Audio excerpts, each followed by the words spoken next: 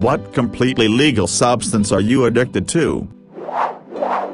Benadryl. A lifetime of adult insomnia led me to search for stronger sleep cocktails, and I took a Benadryl with melatonin. It got so bad I was up to a few every night. But happy to report now I'm down to a half and going to go down to 0 soon. Not so much anymore, but I was very addicted to peanut butter. It was somehow incorporated into every meal of the day for me for some time, but one day I just stopped.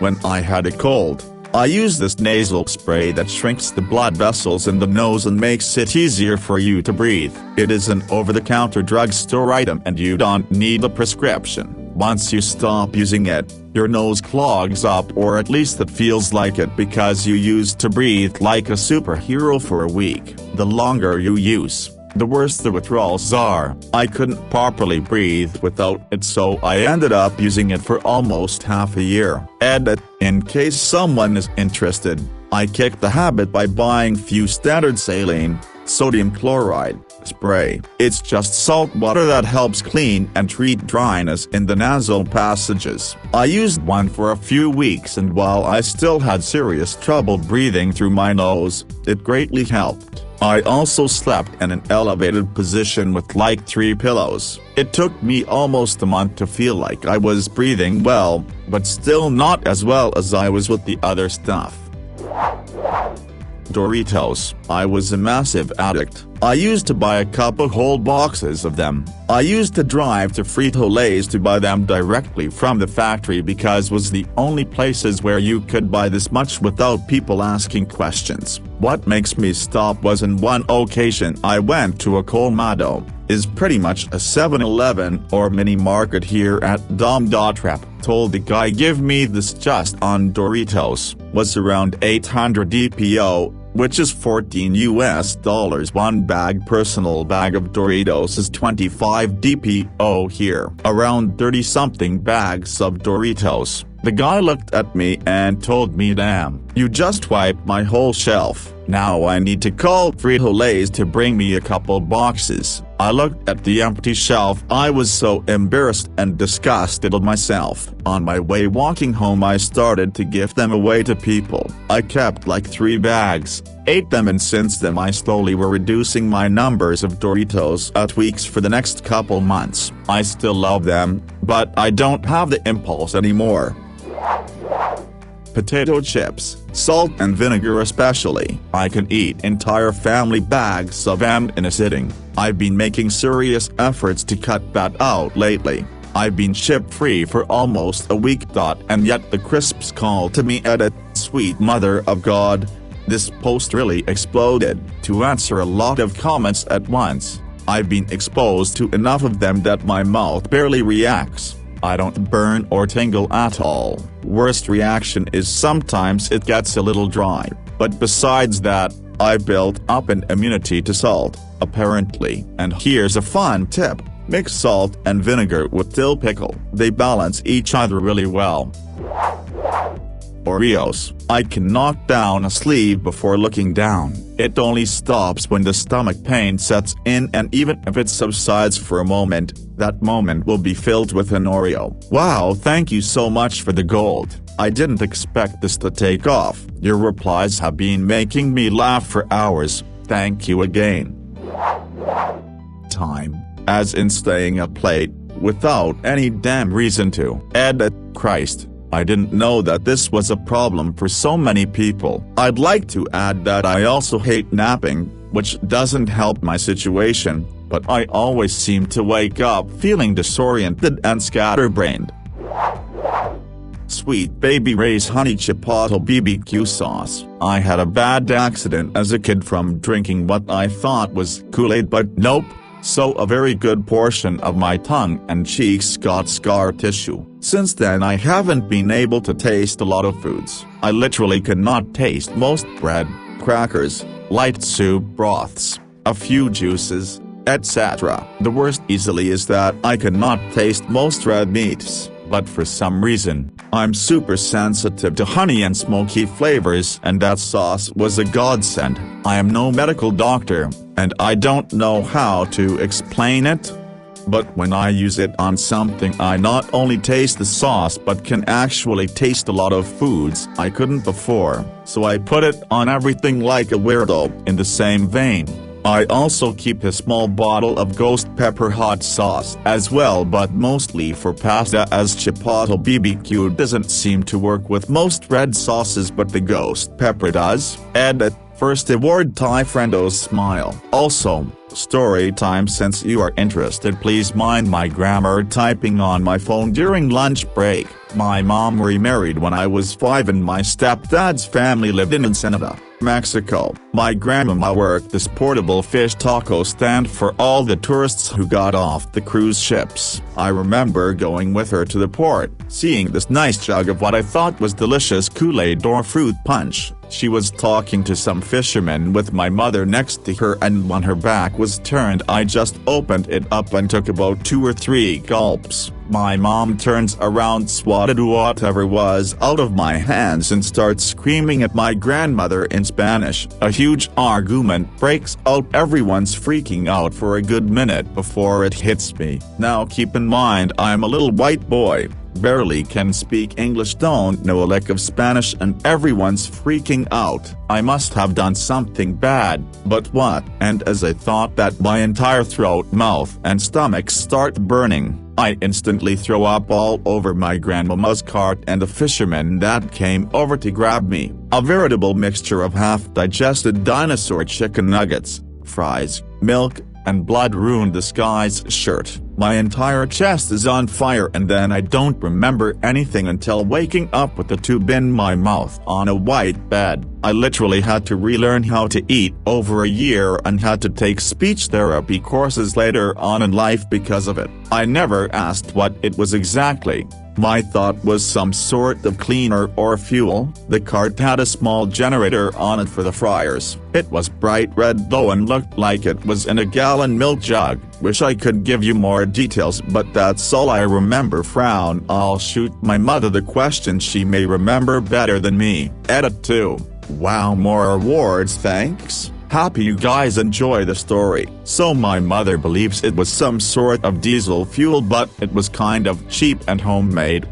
And out her reason my mouth and specifically tongue were so affected was when I blacked out. A mixture of that fuel and stomach acid apparently pooled in my mouth according to the doctor, so it stayed there for almost half an hour before they cleaned it out, which kind of shocks me. I thought someone would have cleaned my mouth out or something, but I'd. The fisherman that carried me also apparently ended up dating my grandmama for a while before she passed away, which is another neat fact I only just learned today, so it's kind of cool. And to answer another question I've suddenly gotten asked a bit, I can taste just some ...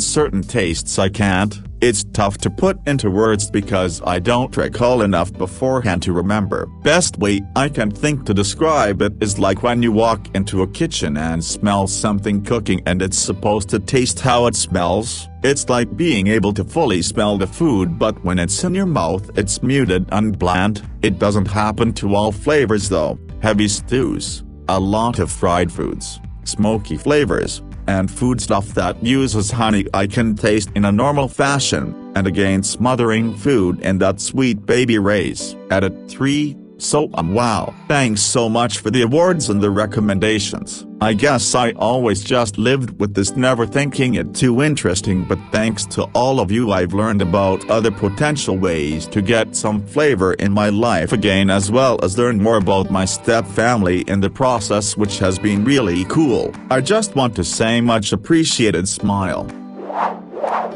Thin Mints. Lucky is the first Girl Scout I spot each season. I'll tell them stay right there, don't go anywhere, then I'll go home and get my van, come back as quick as I can, hoping the girl hasn't left the area. I'll pull up, throw a bunch of money on the table and just grab what I came for. I'll load my prize in the back of the van, secure it well and take off. I've got a special place in my home where nobody can find them, but it's easy for me to get to when I want to treat myself. Usually they'll last a few months, then I start looking forward to spotting the next lucky Girl Scout.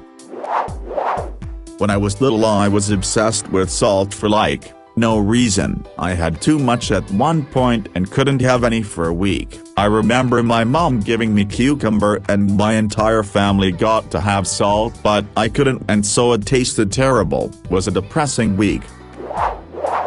Food. This isn't a joke. It is 100% a real addiction. When you're almost 400 pounds and unhappy with yourself, your brain still convinced you unhealthy eating is the answer to happiness. That's a fucking addiction. But an addiction you need to feed into in order to survive. Imagine being addicted to meth, but you needed to take healthy, less potent meth 3x a day to live. It would be impossible to overcome. That's how I feel about food. Unintentionally, codeine. I've had to take it for around 7 years now for a chronic pain disorder. I don't crave it in the way people crave a cigarette for nicotine, but if I have a good pain day and I don't need to take as much, I get itchy and really irritable and dizzy, so that's fun. Plants. I talk to mine every single day and want to always grow more and more and more and more of them. My plants aren't even mine. Most are my friends. Him and his BF are gonna come get them when it gets warm, but actually I might fight them now cause they've become my babies. Marijuana. Completely 100% legal in Canada. Take it on a domestic flight if you like, but you can't smoke on the plane. Now I have no chemical addiction. I can go weeks or months without it and have zero effects. But then, if it isn't the thing that takes my muscle pain away and fast forwards boring pandemic lockdown evenings, it is a pleasure addiction like sex, coffee. Now that is a chemical addiction. Work at a Baskin-Robbins and I have this lady come in for a cappuccino blast every day, twice a day. The most annoying part is that she wants it made in a hyper-specific way. She wants 1 ounce of milk, 4 ounces of coffee. She has to see the amount of ice and ice cream before we pour it in, and we have to blend it for an extra 10 seconds. I recently found out that 1 ounce of her coffee is equivalent to 1 cup of actual coffee, so that lady drinks 8 cups worth of coffee every day. Mountain Dew. No, I'm not addicted to the sugar or the caffeine. I have tried substitutes. If I don't have a Mountain Dew for about 48 hours, I will get mean. I've lost a lot of weight and kept it off for 6 or 7 years. One of my friends told me I'd probably lose another 5 or 10 pounds if I could stop Mountain Dew. My reply: yeah, but I'd probably also choke a bitch. Lilikoi flavored high chews. You can only get them at this one chain of stores in Hawaii. Luckily for me, as someone who lives in California, my girlfriend's sister lives in Honolulu and sends me boxes of them a few times a year. They're heavenly. Kicks the shit out of a Starburst. Honorable mention to Sour Mambas. I really like fruity, chewy candy. Life. Being high on life is fun. At first, I used to just seize the day, but after a while, I was seizing 2 days, 3 days, whole weeks at a time just to get by. By the time I turned 30, I was 57. At rising an antihistamine, I take this even though my allergies didn't show symptoms because I wanted the side effect instead, drowsiness, to make myself asleep. I got addicted that I needed to consume 4 tabs instead of 1 due to my body building resistance to the medicine. BTW, that was 5 years ago. I'm no longer addicted to it. I used to be addicted on prescribed benzodiazepines for 11 years or so. Always struggled with anxiety as someone with Asperger's. Plus my dad who passed away from cancer. This exact month I celebrate my first year sober. The withdrawal was hell and most of the psychiatrists aren't really trained to help you quitting it. Hopefully Dr. H. Ashton wrote a well-known manual, but maybe not enough, to help people who struggle with the benzo withdrawal. The more you know about it, the more you can also take the good decisions and talk about it to your doctor. Now I'm addicted to coffee and Factorio. Nicotine. I actually quit cigarettes for a few months, was hell first few weeks, then suddenly bought a pack few days ago when was feeling really off, finished it, then promised not to get back to it. A day later got news of a cousin passing away, so here I am sitting with my brand new pack. If you don't smoke, don't start. Video games. Sometimes it feels as if it's as destructive as hard drugs. I'll stop for weeks at a time but can never quit completely. When I binge it feels like I'm wasting away my life and falling into a self-destructive hole. My antidepressant, which are prescribed, I just cannot function well without it. A lot of people are bashing against all sorts of medication, but I can say that it saved me. I admit, my brain cannot function well, nor my body, if I forget to take them for a day, which really sucks, but I get to be so much happier now that I'm more mentally stable and able to control myself with more healthy defense mechanism. It helps me control myself when I'm in situation that I would usually have panic attacks. So yep, I am addicted to my meds. Also, it may sound dumb but I am addicted to learning, not necessarily through school but with everything around me. Museum, scientific magazine, school, for some classes, books, traveling, and probably hundreds of other ways. I get bored if I don't. I simply cannot get my mind on off. I know it isn't a substance like some food or drinks, but I do consider it like something addicting. Fast food. Wouldn't call it a substance, I suppose. I can't go into town, 30-minute drive, without having an insane urge to stop at McDonald's for fries or one of those sausage burritos. I'll justify it to myself at the time like you shouldn't grocery shop while hungry or just eat less at dinner or I've had a productive day, this is a treat. When I'm reality none of those things tend to be true at the time and I'm just satisfying my addiction to fast food. Cheese, and salty, fatty foods in general. I'm trying my best to break it through careful calorie monitoring and changing my lifestyle, but a plate of cheese and crackers or cheesy pasta is still the first thing I reach for when I'm stressed.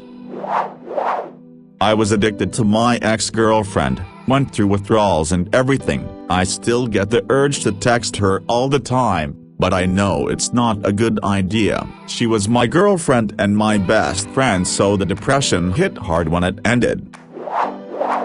Cheese. I don't get the typical reactions like constipation, so there's no adverse effect for me. 2 days ago I bought a 16-oz block of Colby Jack cheese and it was gone by this morning. I have a 2-pound bag of shredded cheese that lasts about a week usually. I regularly will eat cheese blocks like an apple, just taking bites out of them for a snack. Just about everything I make has cheese in the recipe or cheese is added. When I'm broke I buy the really cheap crappy American cheese slices and eat those plain if I can't afford the other cheeses. I have 4 cans of the cheese and can stuff that you put on crackers. My regular grocery visit every 2 weeks results in about $30 of just cheese products every time. It isn't as bad as some of the people's ones here, but I've been told by everyone that knows this about me that I have a serious problem. Lol. Coffee. Like, I can't start my day without my mug of fresh, black coffee, and my phone, the internet, Facebook, Twitter, Reddit, YouTube. It gets to the point where I'm not even absorbing the things that I am reading/watching. Cheese.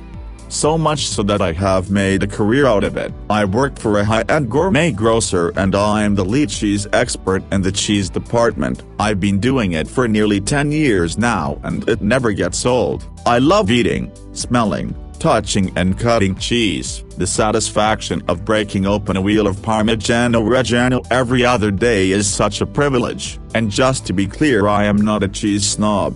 If it's called cheese then I want it.